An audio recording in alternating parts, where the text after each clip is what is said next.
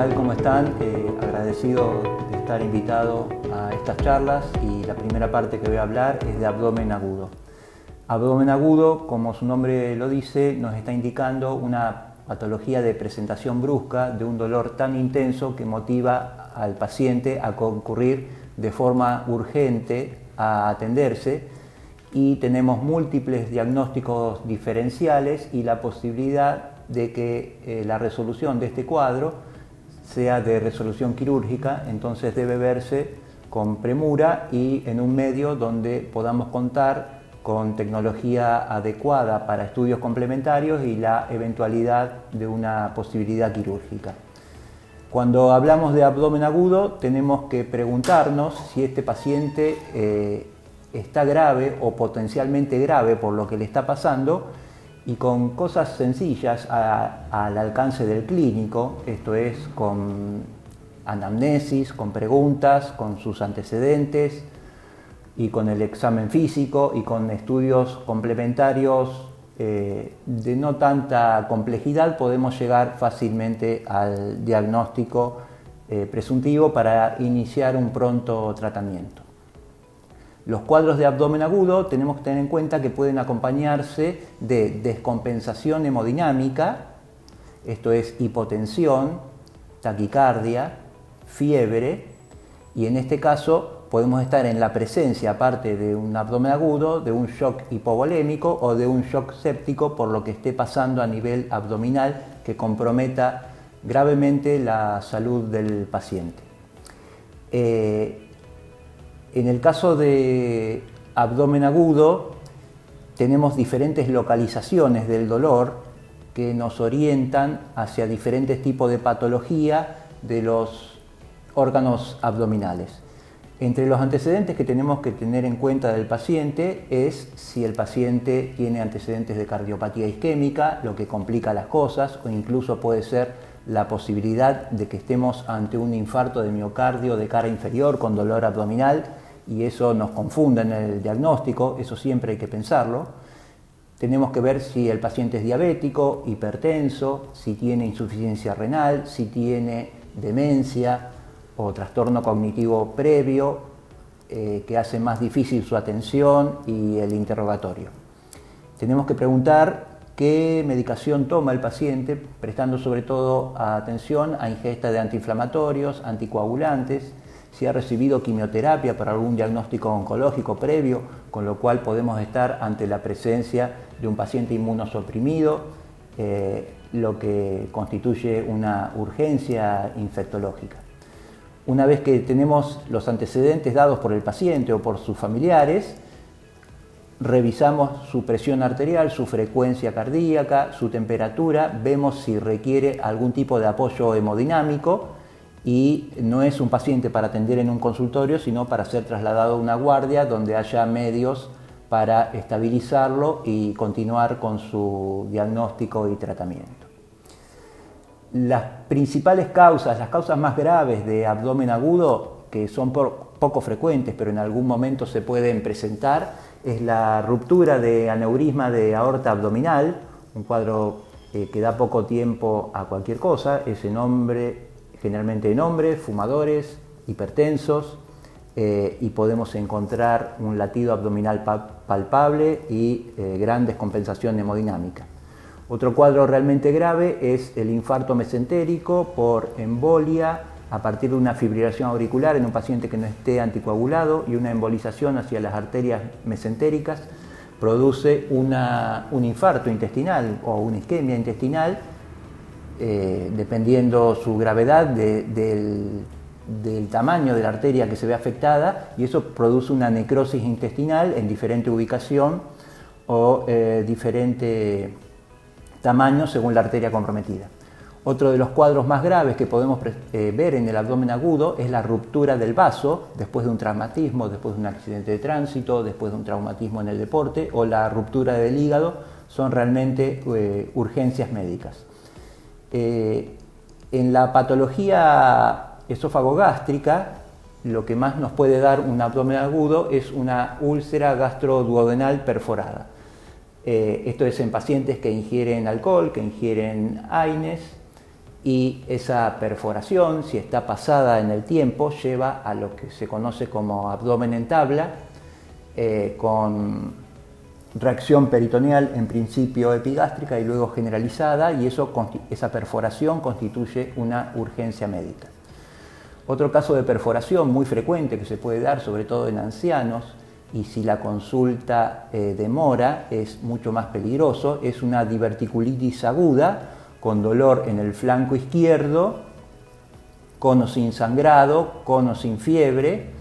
Enseguida debe sospecharse la posibilidad de una diverticulitis y tratarse con antibióticos para evitar la perforación y que no haya complicaciones con respecto a eso. Otro cuadro frecuente e importante de abdomen agudo es en alguien que tiene cirugías previas importantes, un íleo por bridas, es un caso de dolor abdominal, más náuseas, más vómitos, imposibilidad de ingerir líquidos o alimentos y falta de eliminación de materia fecal y gases. Es algo que siempre tenemos que sospechar ante un paciente que vemos que tiene cicatrices de cirugías previas. En una mujer en edad fértil siempre hay que tener en cuenta la posibilidad de complicaciones ginecológicas o si la mujer está embarazada o hay complicaciones del embarazo como la ruptura de un embarazo ectópico. Con respecto a las causas hepatobiliares de abdomen agudo, tenemos el dolor por el cólico biliar, que es la movilización de un cálculo que cede espontáneamente, pero el dolor es intenso. Si ese cálculo no se moviliza y queda en el cuello de la vesícula, se produce una colecistitis aguda, que es un cuadro importante, con fiebre, que requiere antibióticos endovenosos y posteriormente una cirugía laparoscópica cuando se calma el cuadro, o los cuadros de síndrome coledociano, con o sin colangitis, o sea, con o sin inflamación de la vía biliar y con o sin compromiso general. También quiero nombrar la pancreatitis aguda por causa litiásica, con vómitos, con dolor abdominal intenso a nivel epigástrico. Bueno, les quería hablar de colon irritable, una de las patologías más frecuentes a nivel clínica médica y en el consultorio gastroenterológico. El colon irritable y la dispepsia son síndromes funcionales, no hay una causa orgánica y se dan en la mayoría de los pacientes a nivel consultorio de gastro y en muchos pacientes en consultorio clínico y son causa de muchas consultas, tratamientos, gastos médicos en estudios y es algo que hay que saber enfocar para encuadrar y ayudar al paciente. El colon irritable es la presencia de dolor abdominal que es tipo cólico, difuso y que se acompaña o de diarrea o de constipación. A su vez se acompaña de otros cuadros, hay gente que tiene colon irritable y a su vez tiene síntomas de dispepsia y generalmente se da en personas con cuadros psicológicos de depresión o de ansiedad. Una de las características de la diarrea del colon irritable es que no es nocturna y que el dolor alivia con la defecación. Eso nos puede ayudar para el diagnóstico. Detrás de estos pacientes con colon irritable siempre puede haber alguien que en realidad tenga otro problema, que no sea un problema funcional. Perdón. Y ese es el paciente que tenemos que estudiar ante la sospecha de que tenga otra cosa. A mayor edad del paciente, mayor sospecha de que el cuadro sea otro, o si se inicia después de los 50 años.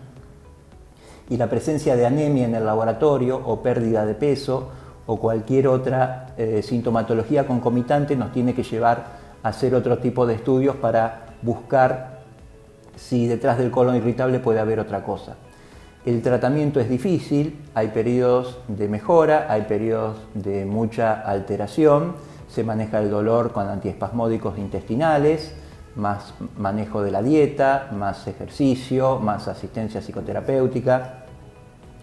El manejo de la diarrea es con antidiarreicos de uso común, como loperamida, y el manejo de la constipación es con laxantes, con fibras sobre todo, y manejo de la dieta. Hay un subtipo de pacientes con colon irritable que tienen lo que ahora está muy en boga, que es el sobrecrecimiento bacteriano. Si el paciente no responde a medidas sencillas de medicación y funcionales, se puede estudiar la presencia del sobrecrecimiento bacteriano con lo que se denomina test de hidrógeno en el aire expirado, y si eso da positivo para sobrecrecimiento bacteriano intestinal, se trata con antibióticos específicos, fundamentalmente rifaximin. Bueno, les voy a hablar de dispepsia. Dispepsia se refiere a el dolor a nivel epigástrico que se acompaña de algunos otros síntomas como acidez con o sin sensación de reflujo, con distensión postprandial, distensión abdominal después de comer y con saciedad precoz. La gran mayoría de las veces la dispepsia es de origen funcional, todos los estudios que se puedan hacer son normales, negativos, y mejora mejorando la dieta y el tratamiento sintomático. Pero hay un subgrupo de pacientes que esa dispepsia puede ser la manifestación de patología orgánica a nivel gástrico o a nivel esofágico que requerirá estudio y tratamiento especial. Tenemos que prestar atención si la dispepsia es de reciente comienzo en pacientes mayores de 55 años, hay que estudiarlo con laboratorio general, con una ecografía abdominal, porque también puede ser la primera sintomatología de un cáncer de páncreas, de cuerpo, que da dolor a nivel epigástrico. Tampoco hay que olvidar la posibilidad de un infarto de miocardio de cara inferior con dolor epigástrico. Siempre hay que hacer un electrocardiograma en estos casos para saber que no esté pasando otra cosa. Y en otras causas importantes de dispepsia orgánica es en pacientes que toman AINES, que toman alcohol, que tengan gastritis, que tengan úlcera gastroduodenal, que tengan hernia del hiatus y esofagitis o esofagitis por reflujo solo. La esofagitis que se da por reflujo termina produciendo lo que se llama esófago de Barrett, que es una lesión preneoplásica donde irá apareciendo displasia y puede llevar hacia el cáncer de esófago. Y los pacientes con gastritis pueden tener o no la presencia de un germen, Helicobacter pylori, que cuando se hace una endoscopía se pesquisa la presencia del germen. De ser positivo, se trata con combinación de antibióticos durante algunas semanas en diferentes esquemas para tratar de erradicar ese germen. Y erradicar ese germen previene la formación de úlcera duodenal sobre todo y la posibilidad de un cáncer de estómago a largo plazo. El tratamiento de erradicación del Helicobacter pylori no va a aliviar los casos de dispepsia de origen funcional, que el manejo es el habitual, y tratar el Helicobacter no va a hacer mejorar a estos pacientes con sintomatología funcional. Estos pacientes son estudiados con endoscopía y se toman biopsias de esófago si se encuentra alguna alteración, de lesiones que puede haber a nivel gástrico, e inclusive se pueden tomar biopsias de la primera porción del duodeno para ver cómo están las vellosidades intestinales, si hay alguna sospecha de enfermedad celíaca concomitante, sobre todo en mujeres. Bueno, les quería hablar de ictericia. Ictericia es un signo, es la coloración amarillenta de la piel y mucosas, que la gran mayoría de las veces nos habla de la posibilidad de enfermedad hepática de diferentes orígenes. Pero hay una ictericia que es benigna, que no hay que hacer ningún tratamiento y que es la causa más frecuente de ictericia, que es lo que se llama síndrome de Gilbert.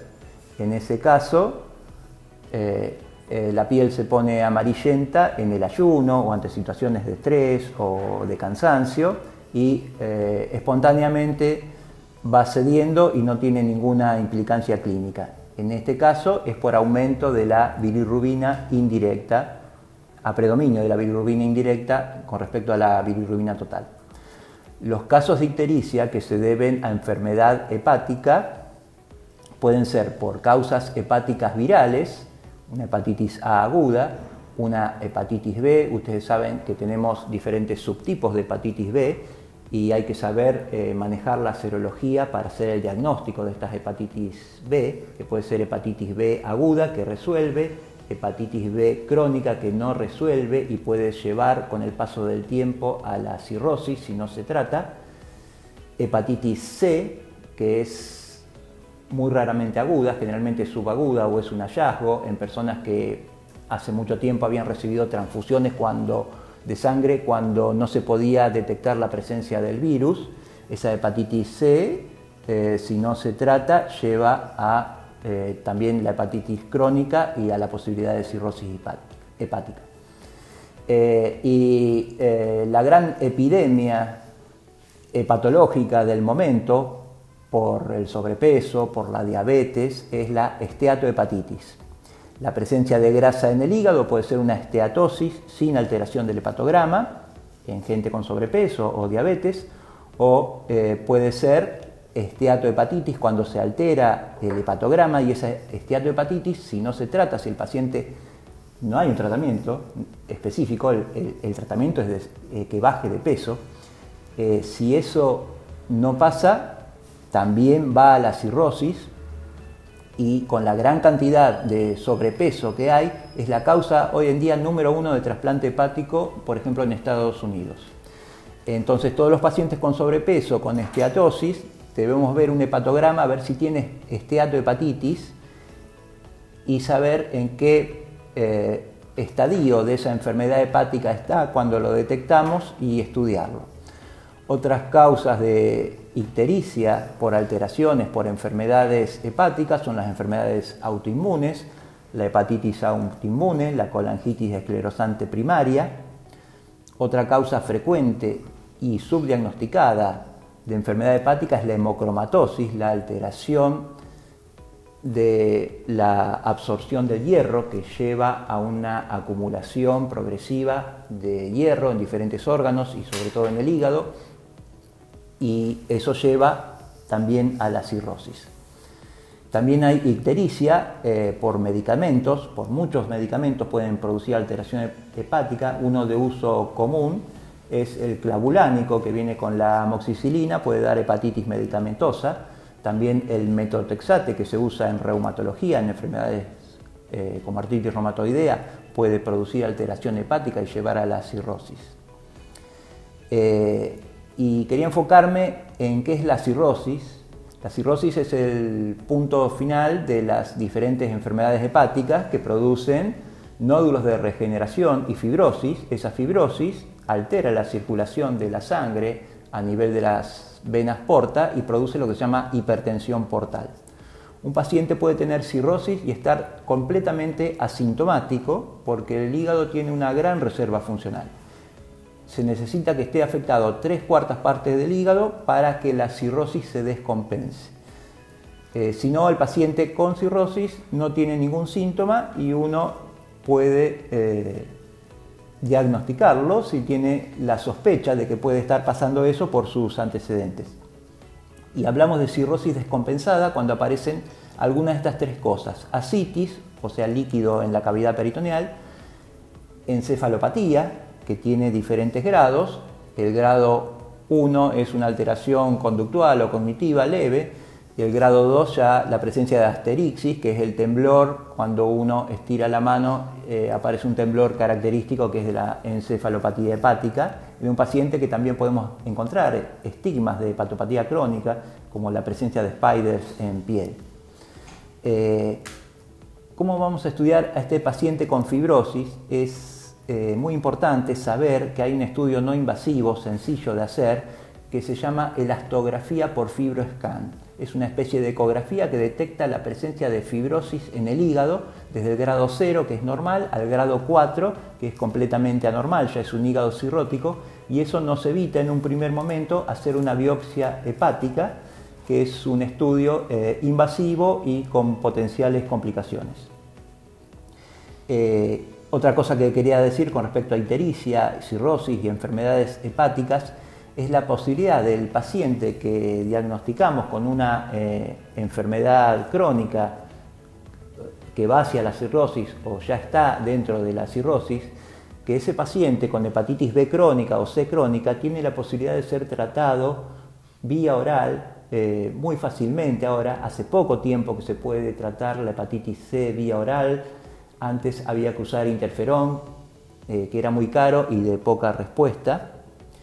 Y siempre tener en cuenta en un paciente con una hepatopatía severa, no esperar hasta que esté totalmente mal, sino con tiempo derivarlo a un centro que se dedica a trasplantes hepáticos para que sea estudiado y sea tenido en cuenta por si la enfermedad sigue progresando y no hay manera de curar a esta persona, que en algún momento hacerle un trasplante de hígado, que en nuestro país se hace muy bien en diferentes centros de todo el país y hay gran experiencia y es uno de los países más avanzados, la Argentina, en trasplantes hepáticos. Bueno, les quería hablar de dolor abdominal, algo que vemos todos los días en el consultorio, que puede ser de diferente gravedad, desde cosas sencillas a cosas potencialmente graves. Hablamos en una clase anterior de abdomen agudo. Esos son los dolores abdominales de inicio súbito, potencialmente peligrosos y potencialmente quirúrgicos. Vamos a ver también pacientes con dolor abdominal, que las causas más frecuentes, las de todos los días, son los dolores abdominales en el contexto de dispepsia o en el contexto de colon irritable o en el contexto de una gastroenteritis aguda viral. Dejando de lado los cuadros más sencillos, que son estos, hay dolor abdominal de diferentes causas que tenemos que saber diferenciar y diagnosticar para un tratamiento. Hay dolores abdominales agudos, otros crónicos, otros intermitentes, y es importante saber qué sintomatología acompaña el dolor abdominal para orientar el diagnóstico. Si está acompañado de fiebre, si hay síntomas urinarios, si hay diarrea, vómitos, sangrado digestivo alto o bajo, o es un dolor abdominal en el hipocondrio derecho que nos haga sospechar la presencia de enfermedad hepatobiliar. Las causas de dolor abdominal, entre las que tenemos que hacer un diagnóstico diferencial, son las digestivas altas, esofagitis, gastritis, úlcera gastroduodenal, perforada o no. Reitero, la posibilidad de infarto de miocardio de cara inferior, que da dolor abdominal y no dolor torácico.